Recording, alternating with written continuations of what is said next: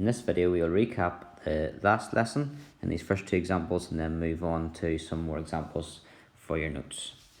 So the first thing we do to solve simultaneous equations is we label the equations 1 and 2, and then if the number of y's are the same, in this case 1y and 1y, and the signs are different, i.e. one is positive and one is negative, what we do in that case is we add the two equations to get a third equation. If we add the equations, we can add the like terms. The 3x plus the 1x would give 4x, y plus the minus y would give 0, and the 10 plus the 2 gives 12. If 4x equals 12, we can divide both sides by 4 to get that x equals 3. We then have to choose an equation to get the value of y. I try to avoid the equation that has the negatives in it. It's not always going to be equation 1, but in this case I'm going to use equation 1. So instead of 3x plus y equals 10, we now know it's 3 3's plus y equals 10 because the x is 3. So 9 plus y is 10. Take 9 from both sides to get that the y is equal to 1. So your answer is x equals 3, y equals 1. And you should check that, put that into the second equation. You can see if x is 3 and y is 1. 3 take away 1 is 2, so I know it's correct. Let's do one more to make sure. Label the equations 1 and 2. We look at the y's. They are the same number of y's, they're both 3. One's positive and one is negative, so we can add the two equations. 1 plus 2 equals 3. So we get 5x plus 2x is 7x, minus 3y plus 3y is 0, and 17 plus 11 gives 28. If 7x is 28, divide both sides by 7 to get x equals 4.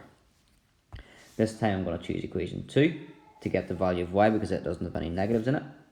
So instead of 2x plus 3y, it's 2 4's plus 3y equals 11. So I'm substituting in this equation x equaling 4.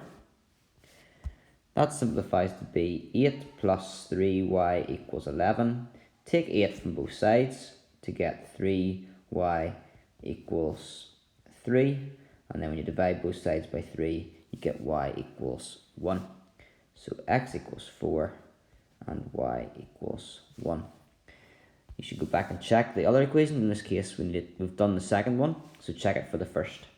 5 4's are 20. Take away 3 1's, which are 3. 20 take away 3 is 17, so I know it's correct.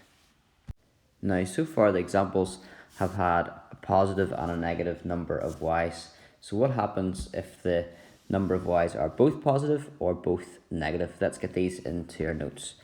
We still start off with the same technique of labeling the equations 1 and 2. And then what we want to do is one of the equations to have a negative, like the ones we were doing before.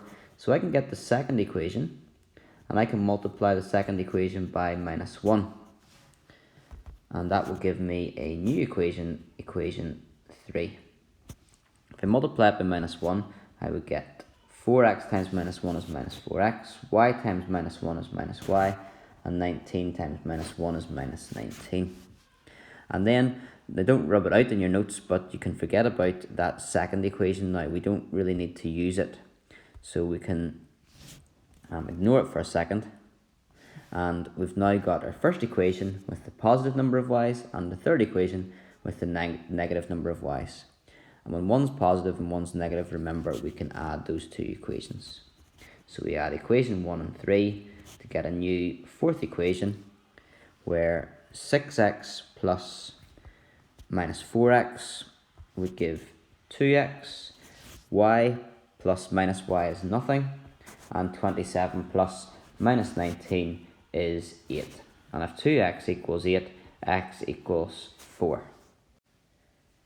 Remember then, we have to go back always and get the y value. So if we look at equation 1, we'd have 6x, so 6 4's, plus y equals 27. So 24 plus y equals 27.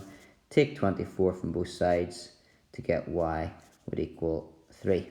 So your answer is x equals 4 and y equals 3. Remember to check that with the other equation to make sure it works, so that's why you shouldn't rub it out.